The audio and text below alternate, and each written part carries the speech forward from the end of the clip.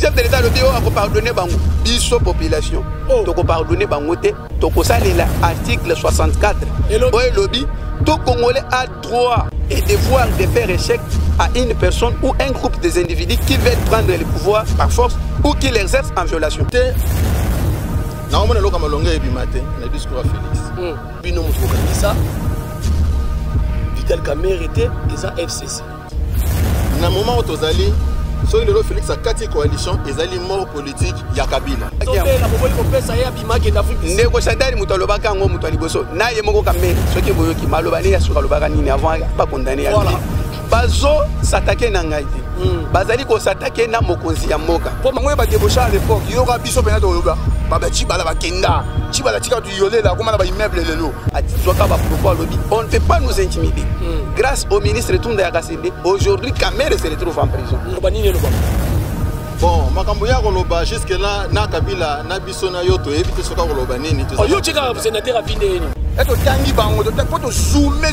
Voilà, la réalisation, tous les babas, la image, on a député 350. Ah, on a tiré certain que FCC Bazo Lukaliwa ya Tata Mokonzekolo. On est évidence. Mamoussé, j'ai lobby, est-ce que lobby Maramalamu, to à Salimabé. C'est Jacques Abouya. Bango, chaque fois, un projet Moro Machiavelli. Pour faire nouer Fachi. Léon Païté, Kabila, il a les sangs de toutes. Donc Félix, il faut faire très attention. Émission Loba Vérité, émission Loba Vérité, émission Loba Vérité, Bandi Banamboka, Bokota, Bokota, Bokota, représenté par votre humble serviteur, Jerry Kobetox, D7 de la presse. Moi, Nasuka, Yaba Fachi. Donc, papa Etienne Tiseke d'Abota, Boti, moi, Nasuka, yé. Mon lobeli Nabino, émission ya peuple, émission ya Congolais, Bakota qui na consultation T. Au deuxième numéro, nango. To banda qui ont déjà la mokolo ya lobby. To tika peuple la loba, likanisi na ye. Yango to concevoir émission oyo po na bino, émission Loba Vérité. Merci beaucoup na abonné nyonso ya Maman Bonheur TV. Ba abonné ya Maman Bonheur TV nazo sepela na bino na bapel na bino na encouragement na bino. Merci beaucoup parce que nazo sala kaka ndenge toyokanaki. Nous sommes en République démocratique du Congo, précisément à Kinshasa. Et si Kaoyo, Mbutu Mbutu ezali, mais koto bazoloba la ville est calme, mais koto bazoloba Mbutu Mbutu. Nani azoloba bosolo. Jerry Kobetox, molobeli na bino, lelo nazali sous na base ya IDPS, ya palabala. Parce que batu bele bon ba Jerry, ndomoni ka ondiola no na micro place wana. Potozo le la batonto wana mabe. Tozole la ba papa wana mabe bazolo bela mboka biso wana poto tozo na posa ya kozonga mboka na biso mais tala eloko zo sala ki tozonga te mboka ezana no malamu te mais na koyebisa bino bandeko mboka ekomi malamu soki yo muto fingaki yaka ba okanga ote.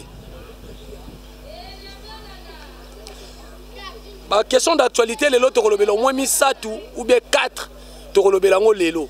Parce que politique, n'a pas si musicien, bobo maintenant album nabino. Politique, n'a pas si mati lisu sunzambe nanga mutu pasi magamba Congo. Merci beaucoup na mokonzi nangai, la patronne à Maman Bonheur de Switzerland. Merci beaucoup na coordonnateur na biso réalisateur Irsemba Chika nazo lelo mabe.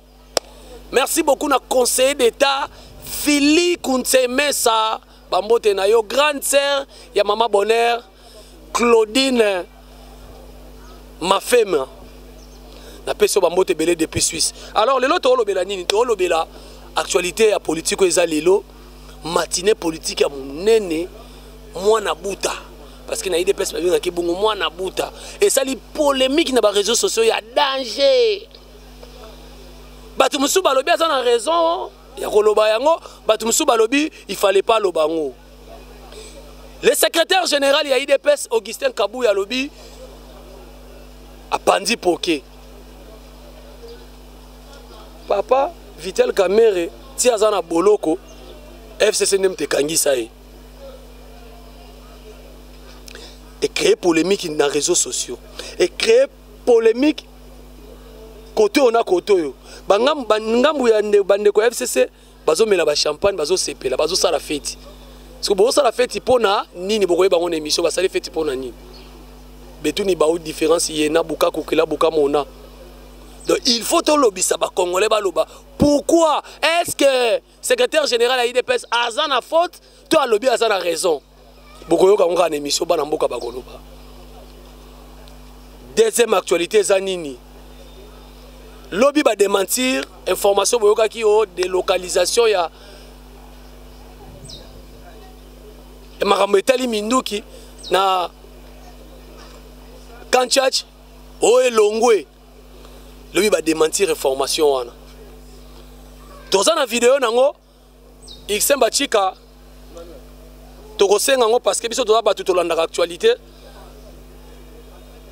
Tokocha vidéo na bola na ndenge mokonzi ya mampinga nenga zoloba. Troisième question d'actualité. Bandeko mususu ba ebisinga balobi papa Félix Tshisekedi alaka ebiso ato finginga na TV na kokanga yo te. Ba tu na biso sko nani ba jongo comme na Barnabé comme na prison ndeni. Bokoyo ka réponse nango awa parce que ba réponse ezalaka.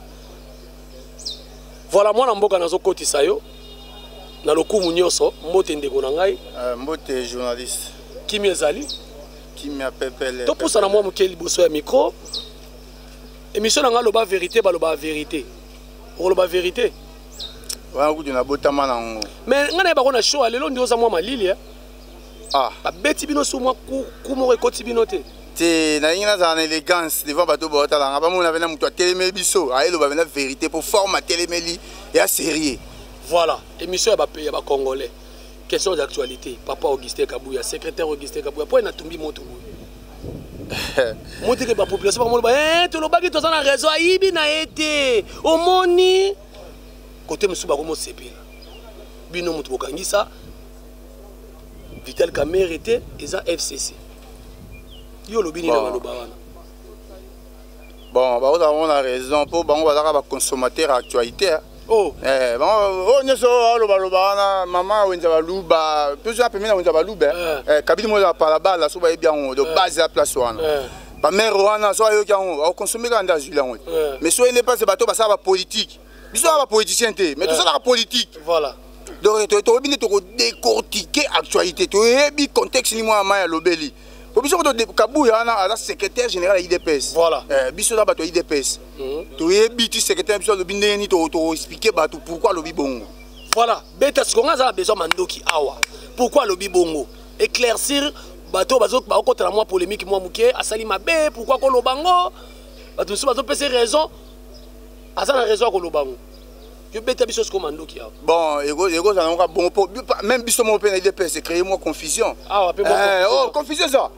To ko bomba te biso bato vérité. Confusion ça ali. Ah, mutuno so zo malo. Ah, mutuno so biso na pyramide renversée mkonza za raté. Oh, bobe mutuno so. Azana toi ko. Ah, toi ko loba. Omoni pourquoi na loba bongo? Neti ngape. Na ça laisser emporter. Mais na ngombi te, nga consommateur ngulu te. Funa na ya na c'est déjà na faute. Na moni c'est déjà mais c'est déjà faute. Vis son explication. Mais pas que musika te explication na e. Voilà pour ça na muké. Na explication na azaki moi trop court, trop courte pardon. Na explication na e. Il fallait avancer. Parler na lobani. Fallait expliquer que Kamerhe n'a bien qu'à côté de prison. Mais lui-même sait pourquoi il était dans les faux. Vous comprenez? Ayebi, pourquoi quand à prison? Et ça a été que nous avons FCC pour Basalara mona ni moba tindika na prison pas tindika mi. Mais même na ba coulisse to yoka président peut interpeller na nenga mona mai. Ah. Oui que invitation ya est-ce que yebi le roté? Moi, il paraît trop catégorique.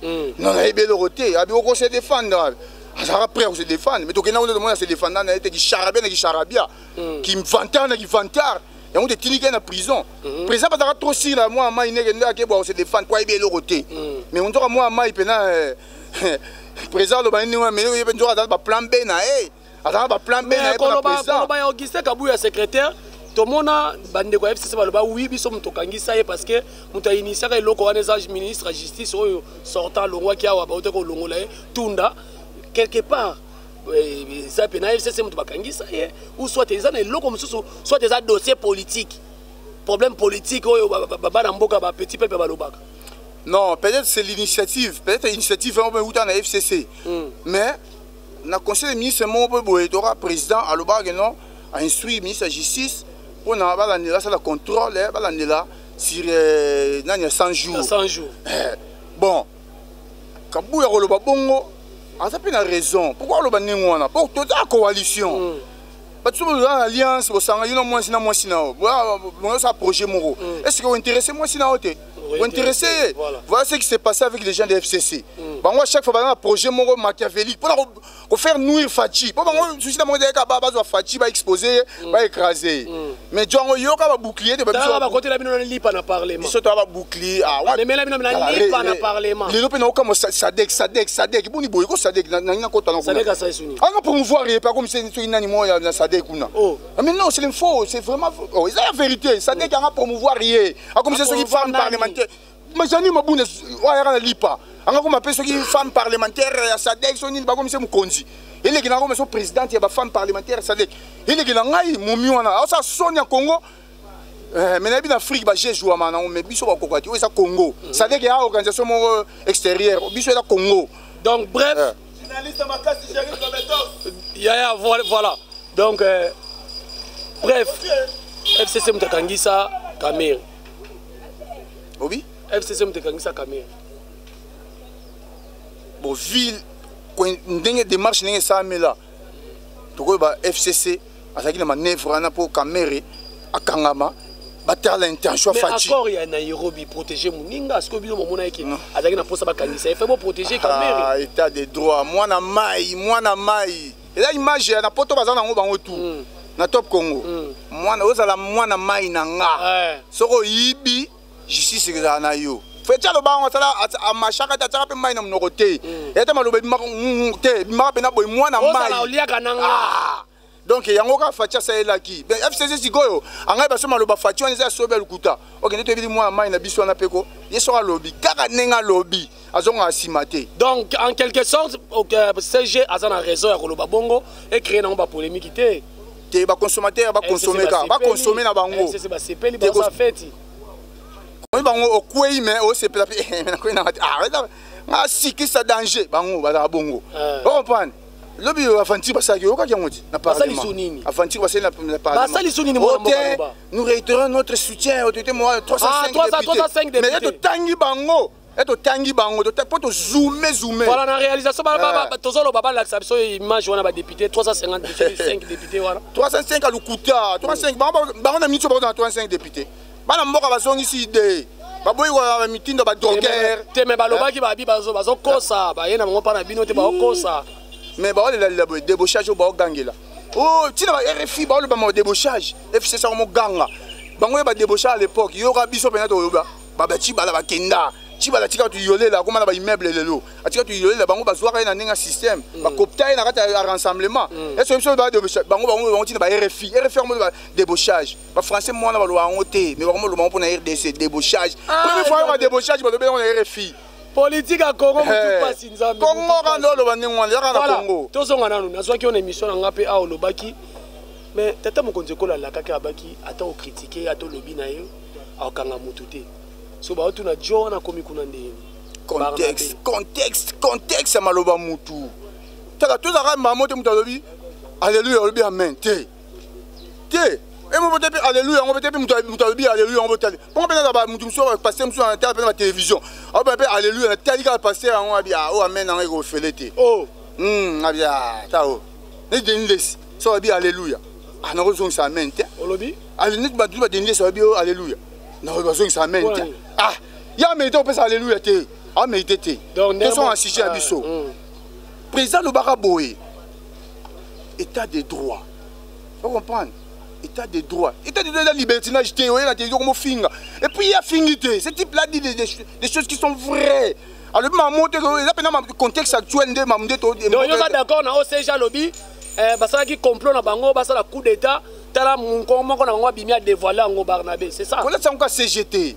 Biso to ebi non eza ba manœuvre o ba bunda ngo mikolo ba be coup d'État mais simbaté. Et si ba soda ba biso to be le coup d'État pour permettre ngote et tu simbaté na Congo. Et tu aussi même improvisation là, c'est improviser coup d'État. c'est pour pas qu'on s'amagou d'improvisation. Ils ont mérité prison. Ils ont mérité. Il est sorti de sales choses.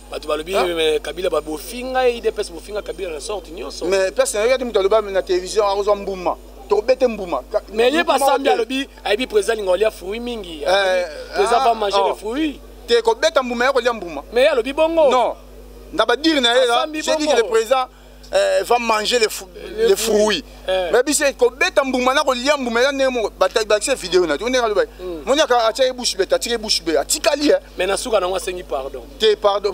Joue à ton bête. Papa, on a Bible. Toi na mboka facha ko nzi mboka na maboko nzambe. On a kaisa etika kaisa la. Yo le ben on a nenga okena nenga Bible.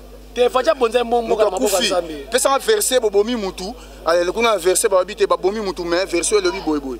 Pesa ngo pardon mo pesa ngo verset. Voilà. Voilà, merci beaucoup. J'espère que tu aussi moi na mboka minute c'est belé. Tu souviens des questions d'actualité, de localisation il y a nini marambeteli minduki na kanchachi boloba ki ngoto ba bibino pe bato idps bozo ba information mo bozo contrôler te bino boloba ki ke ba ezo de coup localiser kanchachi kuna elonga nini elonga na kanchachi siko moteke ba confirmer lobi ezala ngo mensonge wana banani kaka o ba confirmer c'est no ba source na pongai lobi ba confirmer ngo banani presse na biso ba presse na biso même ye moko pe mokonzi ya mampinga on a aussi une réalisation ba tchela biso image na ye alobi ngo na suka alobi c'est archi faux eza intoxication ba linga ne ba silikisa ba soda ba pesa ba soda kanda po ba kende boye mais sauf que alobi tozotikala na fidélité ya peuple na batata mokonzi ekolo c'est que alobaki yango bon ndeko journaliste moi na masoda ba soda penza actualité ya masoda ba soda en tout cas biso ba civil nenge balobi ke soda pe kokota na politique te ke yango ba soda ba osala erreur mo soda mo bokembaka na yo mutu mo eka pe $500 on risque pe ba beto mbuma ba na ba le po ba ko beto mbuma nenga solo po ya Félix yango ba vantir ba na ba bakina abina sentiment mais yo ti aussi manango mais ya soda so me osala erreur mikolo soda yo ba bengi soda o la te tenir na biso ba futu mo ba kongole ba tchaka ba impôt na ba o meki mbume ko zoyo so trahi peuple congolais au kufa aux vivante bilakeli mabe to la ki la ba soda o ba osala erreur asa ku erreur te o ta kongo na biso moi mutu mote poni omonite ke moi ko banga pe zali président facha so lobate biso to beka ka soke silima mo ka lobby tant que bango ba lobby ke ba kozong sa pays 50 après et bon meka pe ko mona to paralyser mboka ke wa za faire anda goûter ya faire anda goûter moi c'est na ba no bota po mba mo lo ba mo ba désormais ba lelo nanda kuna pondu ele ya mashute te o la pays si mutu na fin fond ba est na ba ganga ba bo mabiso ba c'est le ba yo ka président donc président faut calculer o ya bango pa reza nini po ba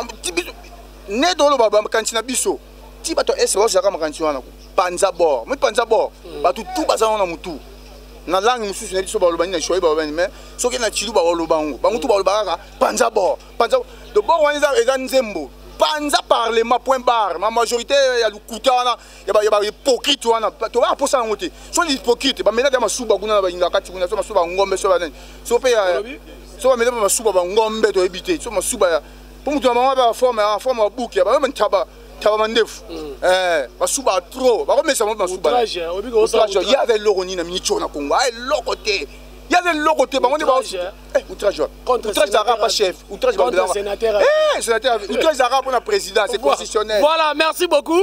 Bandeko on a vu ça à travers le monde, diaspora, émission Nabino Loba Vérité, bo sepela nango boye. D'ailleurs, ça congolais sur temps en droit les canati jours. Yo monique ma foute mati, yo tonton wana zolo ba boye po nini. Ngape fona le kana loba, yango liwa ya mpuku. Awa. Papa pesa likanisuna suka to kotsa bandeko mususu. Bon, nanga bisaka bandeko so ba congolais. Tous les messages à chef, tous après na yango. Yango ne mutere ça l'avenir à Congo. Babilo boyo kana boye wana batu bangi ba kufa. Masuwa Noé essayer de démarrer ba tikali. O te botiki biso neni ba olela, wana ko lela. Ko lela bato ba tikali. Biso to côté de masuwa to à l'aise. O de boyo ba lega wana ba ganga. Bolanda bango te, bango si ba kufa de akala, ba signer de ba réaliwa na bango moko. To tinda bango te. Pour présent ataki porte bateau au félé ba boye ko kota. Balé la té pour de guerre ou de force cette fois-ci caresse ces ali sous thé caresse ces athées n'a pas faire etali ya intérêt ba congolais caresse ces athées oyo kinga nyonga soko sakani okuta na ba congolais. Voilà, merci beaucoup ndeko ndimaki ko. Merci ndeko journaliste. Merci beaucoup. Alors bandeko bolanda biso Congo eza ya biso. Congo mutu pasi. Bato baoze la discours à tata mokonzi ekolo. Est-ce que ezaka 6 minutes lisusu? Je ne pense pas.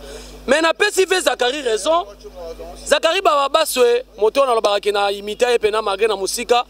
Aoto belo moabi akutani na fachi atelemi avandi liboso na ye azomona ke mutu moko aza trop sir na ye et puis aza pe na décision moko boye. En tout cas tata mokonzi ekolo soko mekolo baga la coalition continue a na ebite sono ki ensemble tono ki wapi. Meilleur cadeau ya peuple congolais. Oh moi na maya utoloba. Ndeko papa okota. Voilà, tu as un deuxième invité. Mbote na mwana mboka. Mbote ndeko. Ba benyo na kombo nani? Kombo na Tommy. Voilà, papa Tommy. Kimi ezali? Kimi ezali. La ville est calme. Ville est calme. Mais ba ndeko musu bazo ba ville est calme té. Ville est calme.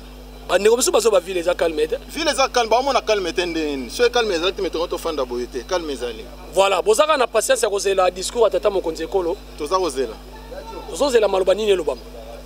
Bon, makambo ya koloba jusque là na Kabila na biso na yo to ebite soka koloba nini to. Yo chika sénateur afinde eni. Puisque hier azalaki na priorité ya nyoso na mboko oyo. Lelo na ye pa komi kozela lokola biso toza kozela. Oh. Obi ebiso elenge. Donc na ye pa kozela ndemo na biso. Na ye pa za kozela. Na ye pa za kozela. So ifacha oloba nini? Bon, ye pa za kozela. Mais yo za siri ka oloba ilo moko ke bakabwana. Bon. Calcul les moins compliqué. Calcul les moins compliqué. Souhait la population. Les akata alliance wana. Souhait la majorité de la population. D'abord au départ la population alingaka yangote. Yandimaka yango mais à monique blocage na makasi pendant 2 ans sali et l'oromogote. Voilà.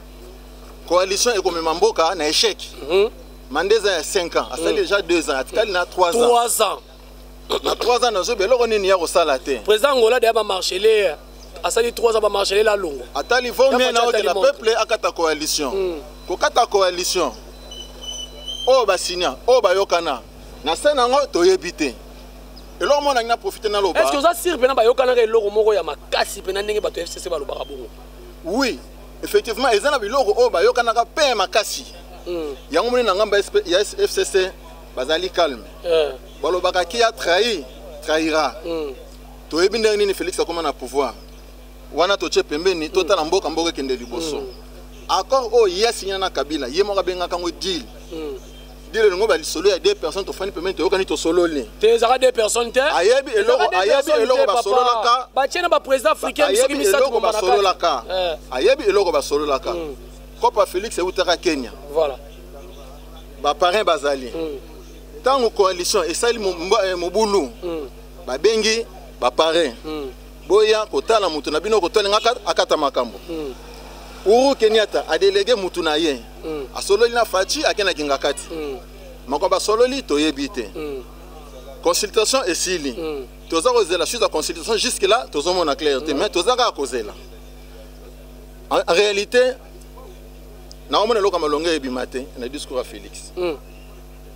Néanmoins, à la coalition, mais l'autre malongé robimate. Pour Nani. Et l'autre malongé robimate puisque n'engez aliona. Et ça un message sous-entendu par Pessi Félix. Le l'homme d'après ce message on a Azan en prison. Et ça un message faut que soit au sérieux et en considération. Nani on a en prison par message par Pessi. Barnabé. Oh, le soleil en bouma. Le soleil en bouma. Au besoin barizara dans mon œuvre dans jardin d'Éden. Le lot comme le soleil en bouma. Et un message na Félix. Et un message codé. Il faut savoir lire entre les lignes. Donc osa sire certain que FCC bazolu kaliwa ya tata mokonzi ekolo. One is évidence. Na moment où tozali so le Félix a 4 coalition ezali mort politique ya Kabila. Ah bon? Alors Kabila a 49 ans d'âge a rolingata akufa politiquement. N'oublions pas que Kabila il a le sang de toutes. Donc Félix, il faut faire très attention. Voilà. Les alliés comme Rosala les politiques exagérées, il y a des politiques il faut y avoir Indousa. Les lots, c'est quoi consultation Sili, en quelque sorte, c'est l'homme mon père malongé robimate. Mais quand la ligne aux hôtels à Congo. Avenir à Congo est sombre. Oh, pour ça, avenir à Congo est vraiment sombre. Soyez pour Nangaï. Nous avons conseillé à Félix à dissoudre le Parlement toke na législatif mbongo bozongo wapi mbongo ezali mbongo ezali si le budget ça combien 6 milliards oui mais Congo eza na mbongo bato nyonso to bayiba mbongo ya Congo baza na Congo bakanga ba récupérer ngo bakanga bango ba récupérer parce que mutabima za te baza na Congo eza mbongo ba congolais bazwa mbongo wana ba organiser na ngombe élection lelo Félix Soki c'est ça le baki pardon na katiote c'est ça le baki atabo bandele élection na présidentielle Félix Ozwati alobaki on va légal wana lokuta na configuration actuelle nazoma en politique monter ko battre Félix na présidentielle lelo yo bon ya Martin elorote ya Martin azana no elorote ya Martin yemo wana no Martin azana 60% bato basimba lelo batika ye banani Bemba na Moïse bango ne basimba ka lelo batika ye o mais musita otolo bango mais musita koloba afia musita tamboli Betty Mandoki a contribué lelo hotel musita tamboli nango ezali afia nani botuna musita yebisabine saki afia nani pusana mwa muke musita yebisabino afia ya tambola na yango eza afia nani campagne nyoso donc lelo so babandele l'élection Félix a gagné ne kaka en tout cas na ba 62%. Ah bon? Blague au coin 62%. Jusque là politique est crédible pour le moment dans cas Félix. Ah, jusque là, azana nous crédible. Tala continue à oui. Et zola te pas kanga magana ye. Mais le fait que tika ye, azo songa pembe nenga zalaki pembe. Jusque là, politicien ça crédible na mboka nous c'est dans cas Félix. Non a trempé na magouité. Non a trempé na batuérité. Non a trempé na makamabete. Azana 100% de chance le long de l'élection 62 assure ezali. Voilà, émission Loba Vérité. Ah nzambe mutu passe politique à Congo. Bon, ndeko likanisa suka. Oko pesa bandeko balandio, surtout à diaspora, balandio oko banini. Bon, le basuka na kolobanga ba diaspora te, po biso nde to mona pasa bango ba mona pasité. Ah, obi on mtakana mukuse. La vérité yango wana. Biso to mona pasa bango ba mona pasité. Ba fana ne bazole bambala kuna batika biso na pasi na biso. Oh. Le basuka na ezaka ke Congo na zana kimia. Oh nyoso to Félix Akoloba. Yena zani numéro 1. Oh nyoso Akoloba, tondima yango. A osala makamna précipitation te. To monaka muza sala makamna précipitation, to yebi sora musée. Voilà. Ba Lumumba ba memaka makamna précipitation, to monaka makamna sora Lumumba. Alors, oh nyoso ya Koloba, tondima. Tondima yango pona kimeza na mboka. Ba lebi meilleur cadeau à bonne année, ezaka tata mokonza kola lobaki. Na pandi coalition, na pandi assemblée nationale, na pandi gouvernement mais cadeau yango na. Nemo pena yo lobi bongo. Bon, on est allé souhaiter la population. Mais je crois constitutionnellement parlant, azan a capacité on a été il y a panza gouvernement, il y a panza azan la possibilité de panza une coalition au ya salaki. Kopanza gouvernement, to kopanza parlement, et ça aussi na soki crise entre parlement na gouvernement. Mais crise ça m'a bolo barati les zakati. Congo za na crise ité. Jani ni mabunda continue lipa na parlement, alors c'est des crise. Congo za na crise ité. Situation otoza na ngo sikoyo ezali accord elia kimboka. Le quoi la Félix alinga kata accord wana nde seli crise. Cela veut dire les crises ya Kabila na Félix. Ezali crise institutionnelle té. Ben institution na biso nyonso toza kitoko. Donc coalition panzana nango parlement tikala, sénat tikala, gouvernement tikala nango. Etikala. Coalition soki coalition na epanzane. Soit ezali que chef d'État a nommé un informateur. Parce que premier ministre tozana premier ministre o tozana ye. Azala qui nommé en violation de la constitution. Constitution de la biso que kasi eloko esala ki azala violer, azala nommé na violence de la constitution ezali ba accord na bino. OK, ba accord wana. Siko ba accord na loko violé qui constitution, ta la place accord ememi biso lelo. 2 ans après eloko moko te. Bimi Félix m'a trahi parce que par il a trahi à Genève, a trahi à Kenya, il est soit trahira. Mais néanmoins ceux qui traitent à se repentir, en tout cas à raison à côté un malamu. Au départ trahison ezali. Mais tant que zoinga ba peuple. Ils sous trahison. Ils sous trahison. Merci beaucoup mon amboka. Merci beaucoup ndengo ndime ko ba micro na ngai. Merci. Na sepeli makasi. C'est bon. Voilà, to komi na suka émission Loba Vérité na ebité so na ko bakisa mutu moko. Jeune frère na ngona lingaka loba. Cordo pesa biso ata 2 minutes. Viens mon frère. Lingaka loba parce que be lenge boye ba te maliboso TVT yozo banga e ba ko boma ngai e ba ko sala nga mabe tala lenge boye. Et puis étudiant. Oui. Bonjour tonton. Bonjour. Kimi ezali? Ezanango. Na suki sina yo parce que nazaka flatter makasi sur zo bana émission na ngai. Yo muto zongi saki professeur na biso ayebisaki biso ke premier ministre azana bo konti koleka président yo muto zongi saki na nzela.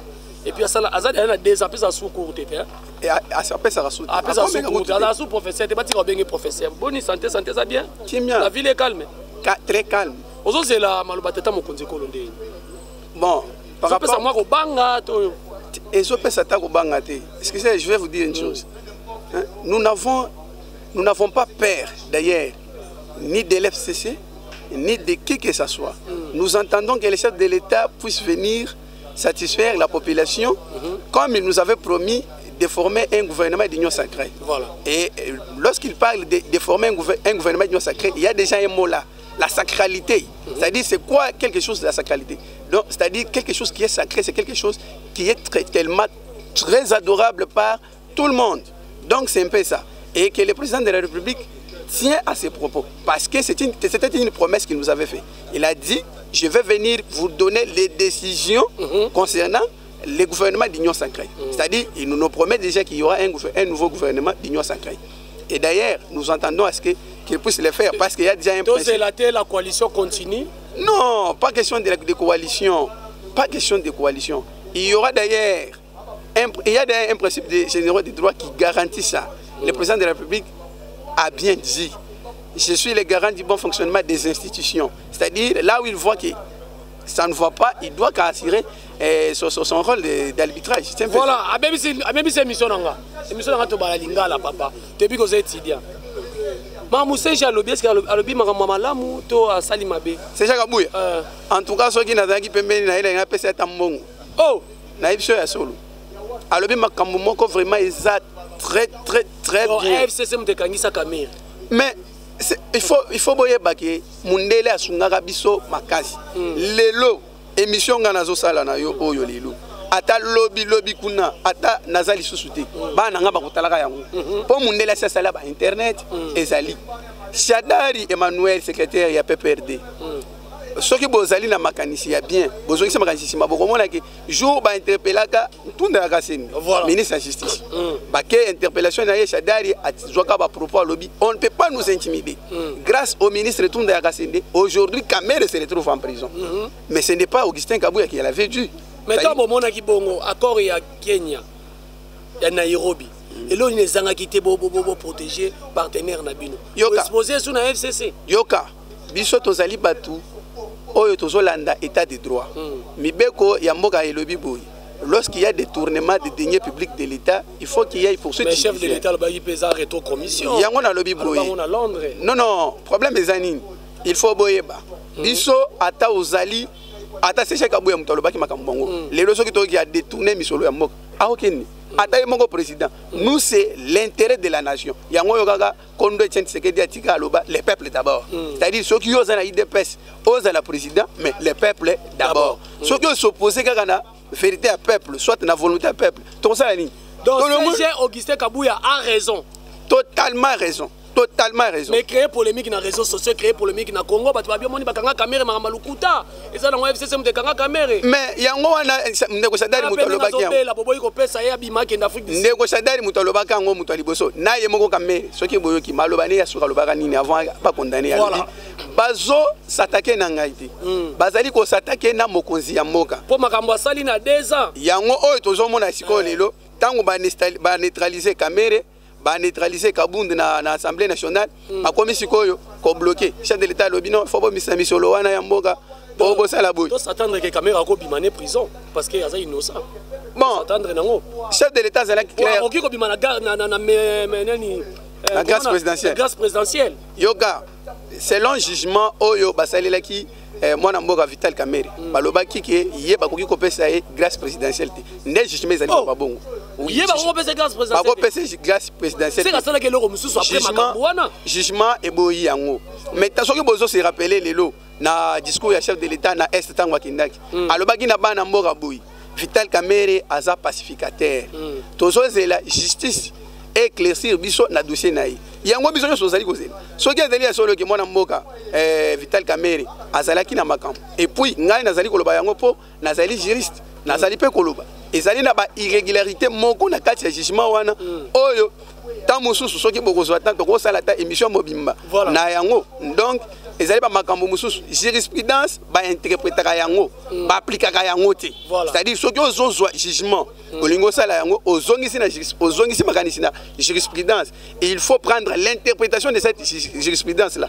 et non prendre l'application de ce jugement au tchango na makambo donc ezala ba professeur ebele pe na ba juriste ebele bazo sala makambo na ndenge akosangana te ba terme au lobby et pesinga mutu passe eza classe parmi ba classe na sepela kotanga nango mama nanga kapinga ololo alobaka sala moto ya mibeko wana eza ba terme na bino vraiment ba terme moko technique voilà liloba na otala caméra to s'attendre na nini na Congo bon bana mboka na koyo loba bino boyi biso to sala kimia bozala na kimia chef de l'état a prometté que biso ki akosala gouvernement union sacrée ko fêter nango pe kitoko et puis boz entendre lelo mususu te que mariage wana izali lisusu te bango basi bakei nazo répondre nango lisusu bango basi bakei so chef de l'état lobi o ako pardonner bango biso population to ko pardonner bango te to ko salela article 64 o lobi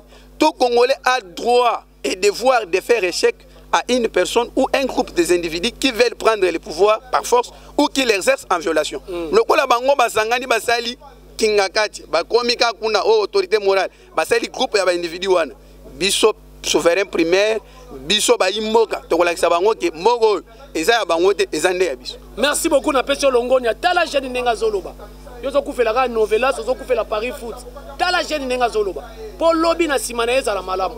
Merci beaucoup tonton Nanga. Nato ndio mingi. Merci beaucoup mwana mboka. Voilà, to komi na suka na émission la biso loba vérité, actualité to pesa kibino yango wana.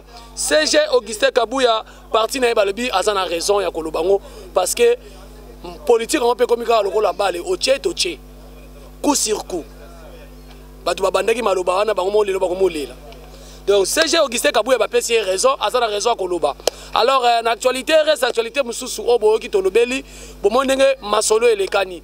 Merci beaucoup Nabino Nyonso abonné ya Maman Bonheur Télévision na patron Nabiso la patrona Maman Bonheur de Switzerland na pesio bambote ebele bana mboka nyonso bozo tala ngai na bosinga na lisala na bumba ba ozo benga nga dernièrement bozo tala ngai vraiment bozo pesa nga ba encouragement merci beaucoup et puis nanga najika yabike bozo landa ngai na bakwa kalonji bozo landa ngai na lisala na bokungu esika to balela po biso to bala bomosa bokungu bazo landa ngai na Kinshasa na Brazzaville na Pointe Noire na Kinkala na Madingu na Buenza na biki bolanda nga bino nyonso politique ezikomi elengi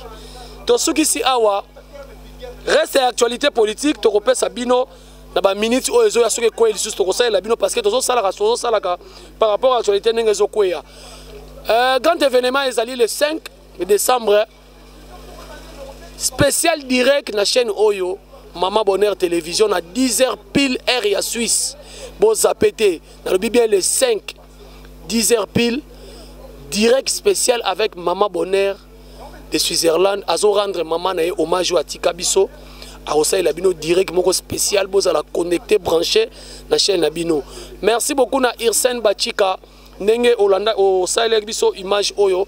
Merci beaucoup na conseiller Philly Kunsemesa. Merci beaucoup na bana ya la patrona Ornella, Claudia, Stéphane et puis Princilia na pesi bino bambote belé soki nzamba zongi te Congo yo ekozalaka ya balongi tango na longolaka drapeau oyo boye elingi kolobaki na sisi mosala tozo zelaka tata mokonzi kolo aloba asakola apanza to ba continuer. Merci beaucoup.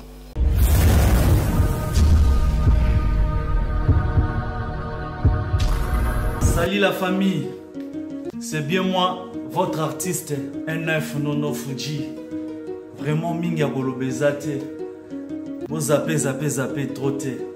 Hein? Surtout mingi na Maman Bonheur TV. Abonnez-vous massivement pour vos divertissements, makambo bien zali. Donc voilà quoi, rien à dire pour la sango, il y a BCBG, il y a orchestre tout ya Congo. Vraiment mingi na ba fanatique tout ya BCBG na NF Nono Fuji. Abonnez-vous massivement. Vous abonnez belé Bonheur TV. Ser na biso ya tongo ya matete. Hein? Nadine, Maman Bonheur télévision. Donc bon le monde a ba makambo tout ezawana. Surtout information, il y a artiste na bino nyonso ya Congo. Et puis il y a NF Nono Fuji. Donc voilà quoi, on est ensemble. Check, c'est pas pareil.